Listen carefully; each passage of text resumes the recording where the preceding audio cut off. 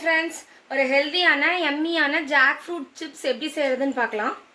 காயாக இருக்கிற ஜாக் ஃப்ரூட்டை இந்த மாதிரி குட்டி குட்டியாக கட் பண்ணி எடுத்துக்கோங்க, க்ளீன் பண்ணிவிட்டு. அதுக்கப்புறம் ஒரு டேபிள் ஸ்பூன் உப்பு எடுத்திருக்கேன், ஒரு டேபிள் ஸ்பூன் மஞ்சத்தூள் எடுத்திருக்கேன். இது ரெண்டையும் ஆட் பண்ணி நல்லா தண்ணி ஊற்றி மிக்ஸ் பண்ணிக்கோங்க.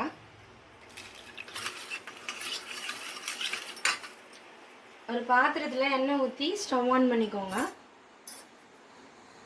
எண்ணெய் நல்லா காஞ்சதுக்கப்புறமா இந்த பலாக்காய் இதில் போட்டு பொரிச்சு எடுத்துக்கலாம். எண்ணெய் நல்லா சூடாயிடுச்சு ஃப்ரெண்ட்ஸ். ஜாக் ஃப்ரூட்டை கொஞ்சம் கொஞ்சமாக அதில் ஆட் பண்ணிக்கோங்க. காயாக இருக்கிற பலாக்காயை முழுசாக எடுத்துக்கோங்க ஃப்ரெண்ட்ஸ். அப்போ தான் சிப்ஸ் கிறிஸ்பியாக வரும்.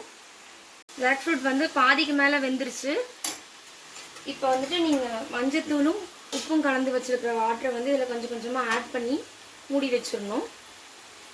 கொஞ்சம் கொஞ்சமாக ஆட் பண்ணி க்ளோஸ் பண்ணி வைங்க ஃப்ரெண்ட்ஸ். தண்ணி ஆட் பண்ணும்போது வெடிக்கிறதுக்கு சான்ஸ் இருக்குது, அதனால் ஒரு மூடி போட்டு மூடி வச்சுருங்க. கோல்டன் ப்ரௌன் கலரில் வந்துருச்சு ஃப்ரெண்ட்ஸ். இப்போ இதை ஃபில்டர் பண்ணி எடுத்துக்கோங்க. பாருங்கள் ஃப்ரெண்ட்ஸ், ஜாக் ஃப்ரூட் சிப்ஸ் எவ்வளோ கிறிஸ்பியாக எம்மியாக வந்திருக்குன்னு. இந்த வீடியோ உங்களுக்கு பிடிச்சிருந்தா உங்கள் ஃப்ரெண்ட்ஸ் அண்ட் ஃபேமிலிக்கு ஷேர் பண்ணுங்கள், லைக் பண்ணுங்கள். பாய், நெக்ஸ்ட் வீடியோவில் பார்க்கலாம்.